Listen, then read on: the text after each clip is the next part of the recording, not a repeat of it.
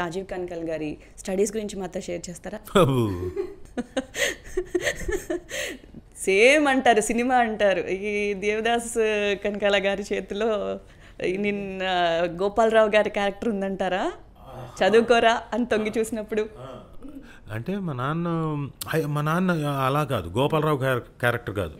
Little ఆర్ట్స్లో నేను ఎలాగైతే రే నువ్వు అది చదువుకుంటేనే అలా కాదు, నాలెడ్జ్ సంపాదించుకో. నువ్వు బుక్కిష్ నాలెడ్జ్ సంపాదించుకుంటావో లేదో నాకు తెలియదు. నాలెడ్జ్ సంపాదించుకో. నువ్వు ఎంతసేపు బట్టి పట్టడం ఇవి కాదు, దాంట్లో ఉండే సెన్స్ని గ్రహిస్తే నీకు ఈజీగా సబ్జెక్ట్ అర్థం అవుతుంది అంటూ చిన్నప్పటి నుంచి అలాగే చెప్తూ వచ్చావు. నాకు ఎప్పుడు ఎక్కేది కాదు, ఎందుకంటే నాకు అదంతా అదో ఏలియన్ లాంగ్వేజ్లా ఉండేది. వెళ్ళామా క్లాస్లో ఇలా ఉండేవాడిని, ఎక్కడో ఆలోచిస్తుండేవాడిని, వెనక బెంచ్లో కూర్చునేవాడిని. సరే అటు ఇటు తిరిగి చూస్తుండేవాడిని. ఇటు తిరిగితే మా క్లాస్లో ఉండే అమ్మాయిలు అందరూ చక్కగా నీట్గా ఇట్లా దువ్వి జడలు వేసుకునేవాళ్ళు, పై కట్టుకునేవాళ్ళు. ఇదేంటి ఇలా కట్టు కొబ్బరి నూనె రాసుకున్న ఫేసుల్లాగా ఉండేవి పెద్దగా. పక్కన ఏ సెక్షన్ వాళ్ళు మాత్రం చాలా బాగుండేవాళ్ళు. సో ఎవరికైనా లవ్ లెటర్ ఇచ్చారా రాజీవ్ గారు? లవ్ లెటర్ ఇవ్వలేదు, గ్రీటింగ్ కార్డ్ ఇచ్చాను. ఆ టైంలో చాలామంది ఆ అమ్మాయికి, అందరూ మూకమ్ముడిగా చాలామంది ఆ అమ్మాయికి ఇచ్చారు. ఎవరు కార్డు తీసుకోలేదు. మరి నా కార్డు ఎందుకు తీసుకుందో నాకు ఇప్పటికీ అర్థం కాలేదు. బహుశా నన్ను ఏమైనా ఈడు నిబ్బాగాడు అనుకుందా ఏమో ఆ రోజున. అప్పుడు హీరో క్యారెక్టర్ ఆవిడకి అర్థమైపోయి ఉంటుంది, లేదు అంటే మీలో చూసుంటుంది. అలా అయితే నేను వెళ్ళి ఒకరోజు మాట్లాడి ప్రపోజ్ చేయలేదు, చేద్దాం అనుకున్న రోజున ఏదో ఒకటి రెస్పాండ్ అయ్యేది కదా, రెస్పాండ్ అవ్వలేదు. Infatuation on that age, infatuation. Okay, so in specific subject మీకు ఇష్టం ఉండిందా? బయాలజీ ఒకటి మాత్రం బాగా ఇంట్రెస్ట్. మిగతావి ఏవి ఎక్కేది కాదు నాకు మాకు తెలుగు వచ్చేది కాదు. మాకు అంటే నేను చెన్నైలో కొంతకాలం చదువుకున్నాను, అది ఎల్కేజీ యూకేజీ, ఆ తర్వాత ఫస్ట్, మళ్ళీ సెకండ్ క్లాస్ ఇక్కడ హైదరాబాద్లో చదివాను. సెకండ్ హైదరాబాద్కి వచ్చేసారు. థర్డ్ క్లాస్ మళ్ళీ చెన్నైలో చదువుకున్నాను. ఓకే, మళ్ళీ ఫోర్త్ నుంచి ఇక్కడ, ఫోర్త్కి ఇక్కడికి వచ్చేసరికి హిందీ ఫస్ట్ లాంగ్వేజ్. సో ఈ 3 సంవత్సరాలు థర్డ్ క్లాస్ వరకు తమిళ్ ఫస్ట్ లాంగ్వేజ్. మధ్యలో ఒక సంవత్సరం ఎప్పుడైతే ఇక్కడికి వచ్చానో సెకండ్ క్లాస్, అప్పుడు Hindi first language. So confusion.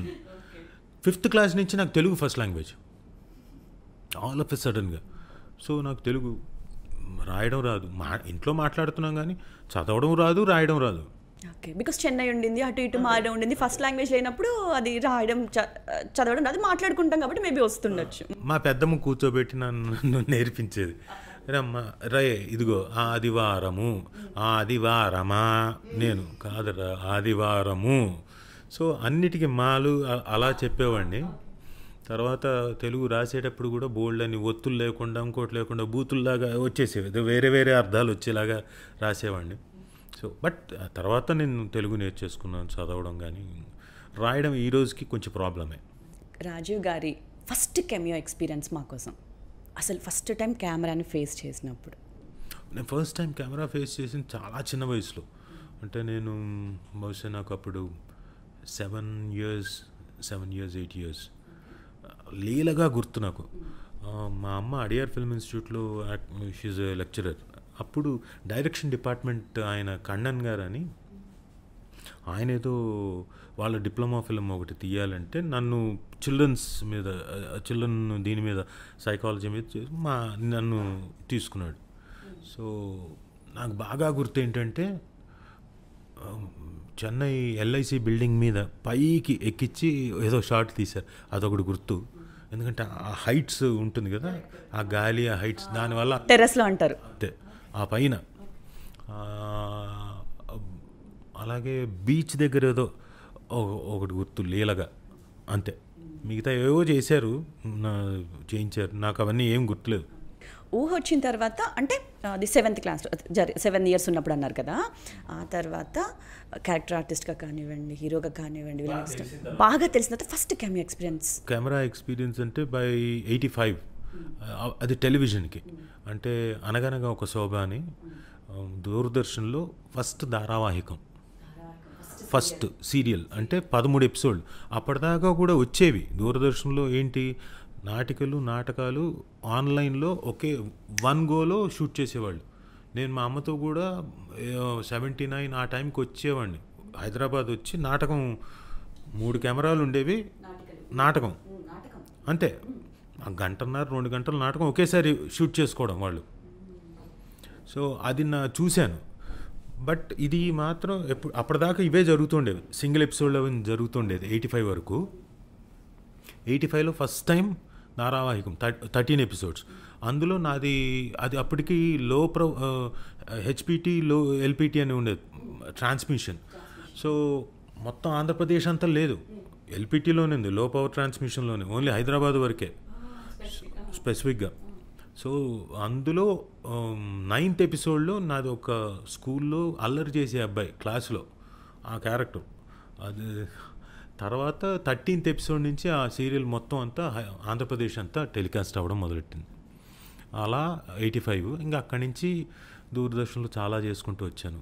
రాజీ బుజ్జి, ఏ గూటి చిలక ఆ గూటి పలుకు, తర్వాత రాజశేఖర చరిత్ర, డామెట్ కథడ్డం తిరిగింది, కథాసాగరం, బోల్డ్ అన్ని. తర్వాత ఇంకా ఋతురాగాలు. ఎప్పుడైతే డైలీ సీరియల్స్ మొదలయ్యాయో అది కూడా మా బ్యాచ్ తోటే మొదలైంది, first daily serial in Telugu. ఇంకా అక్కడి నుంచి వరుసగా దూరదర్శన్లో 3 డైలీ సీరియల్స్, ఈటీవీలో 4 డైలీ సీరియల్స్, తర్వాత సిటీ కేబుల్కి 1 డైలీ సీరియల్, అలా చాలా చేస్తూ వచ్చాను. మూవీస్లో ఫస్ట్ అవకాశం ఎలా వచ్చింది? అది ఫస్ట్ అంటే క్రియేటివ్ కమర్షియల్స్ బ్యానర్ పైన, కేఎస్ రామారావు గారి బ్యానర్ పైన వెళ్ళి మేము ఆడిషన్ ఇచ్చాం, సెలెక్ట్ అయ్యాం, డేట్స్ ఇచ్చారు, అంతా అయిపోయిన తర్వాత వెళ్ళాం. ఒక 4-5 రోజులు చేసాం. ఎక్కడో వీ హ్యాడ్ ఫీలింగ్, అంటే మేము మా కప్ ఆఫ్ టీ కాదు, మమ్మల్ని వెనక బ్యాక్గ్రౌండ్కి వాడేస్తున్నారు అని ఫీల్ అయ్యి వదిలేసాం. అదే అలా ఒక 7-8 డేస్ తర్వాత మధ్యలోంచి వచ్చేసాం. That is my first experience. ఆ సినిమాలో కనపడతాను కూడా 1-2 సీన్లో. సో అది technically my first movie. So చాలా క్యారెక్టర్స్ చేసినా కూడా ఎన్టీఆర్ గారితో చేసిన స్టూడెంట్ నెంబర్ 1 అనేది ఇంక ఇట్స్ లైక్ అ హిట్. అంటే ఇంకా అది మనిషిని ఒక మలుపు తిప్పడం అంటారు కదా. అప్పటిదాకా నేను చదువుకుంటూ ఉన్నా, ఏదైతే ఇప్పుడు ఇది అయిపోయింది, మన బాయ్ ఫ్రెండ్ అయిపోయింది, తర్వాత సూర్యపుత్రులు ఉమామహేశ్వరరావు గారు డైరెక్ట్ చేసింది, ఆయన చూసి సెలెక్ట్ చేసుకొని, అప్పటికి నాకు 18 years. సో ఆ ఏజ్కి తగ్గట్టు క్యారెక్టర్ కాబట్టి మంచి క్యారెక్టర్ అది చేశాను.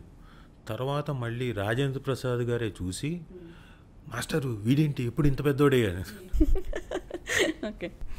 ఆయన రాంబంటులో అయితే ఆయన మా నాన్న దగ్గరకు వచ్చి, వీడికి ఏం చెప్పకండి, బాపు గారే సెలెక్ట్ చేయాలి, నేను నా ఇది కాదు, వీడిని పంపిద్దాం అక్కడికి, సెలెక్ట్ అయితే వస్తుందని. సరే అని నన్ను పంపించారు. బాపు గారు చూశారు, చూసి రమణ గారు కూడా చూశారు, ఇద్దరు చూసి మరి ఏం మాట్లాడలేదు, అప్పుడు చెప్తామండి అన్నారు. వచ్చేసాను, సెలెక్ట్ అయ్యాను. సో రాంబంటు నాకు అద్భుతమైన వేషం. తమ్ముడు కదా మీరు రాజేంద్ర ప్రసాద్ గారికి? హీరోయిన్కి తమ్ముడు. Okay, correct. ఎస్. సో ఇప్పుడు సరే వేషం వచ్చింది లేదు పక్కన పెడితే, బాపు రమణ గారితో వర్క్ చేయడం అనేది ఒక గ్రేట్ ఎక్స్పీరియన్స్ కదా. కరెక్ట్. నాకు ఇప్పుడు గుర్తొచ్చింది, రాజేంద్ర ప్రసాద్ గారిని బయట నుంచి అడవిలో దొరికినప్పుడు తెచ్చుకున్నప్పుడు మీరు నీరజ గారికి చేశారు కదా క్యారెక్టర్, వాళ్ళకి తమ్ముడు కింద.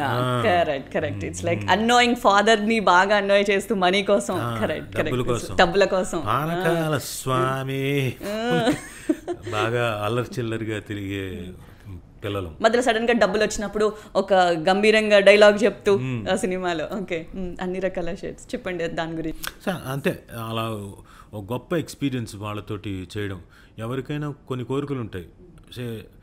ఆ టైంలో బాపు రమణ గారితో చేయాలని, విశ్వనాథ్ గారితో చేయాలని, దాసరి గారితో చేయాలని, రాఘవేంద్రరావు గారితో చేయాలని, ఇలా చాలామందికి, బి గోపాల్ గారితో చేయాలని, కోదండరామరెడ్డి గారితో చేయాలని. వీళ్ళు స్టాల్ వర్డ్స్ కదా, పెద్ద డైరెక్టర్లు కదా. ఇప్పుడు వాళ్ళందరితో చేయగలిగే ఆపర్చునిటీ నాకు వచ్చింది, నేను చెప్పిన పేర్లన్నీ. Correct. I will scene every cameo. తర్వాత నెక్స్ట్ జనరేషన్లోకి వచ్చేసరికి ఇప్పుడు ఏమంటారు, ఎవరితో చేయాలని కోరుకుంటారు? మీరు చెప్పండి. రాజమౌళి గారు. సో SSMB 29లో మీరు ఉండబోతున్నారా? అది ఇంకా నాకు తెలీదు. సో వస్తే మంచిదే, లేకపోతే కూడా నో రిగ్రెట్స్. సో శాంతినివాసం చేస్తున్నాం. రాజమౌళి గారిది యా డైలీ సీరియల్. సో అలా ఆ పరిచయం వల్ల జక్కన ఏం చేశాడంటే తనకు ఆపర్చునిటీ వచ్చింది, స్టూడెంట్ నెంబర్ 1 డైరెక్ట్ చేసే ఆపర్చునిటీ. అప్పుడు నన్ను ఆ క్యారెక్టర్కి తను రాజీవ్ కావాలని ఏరుకోరి పెట్టుకున్నాడు. అది మార్చేసింది.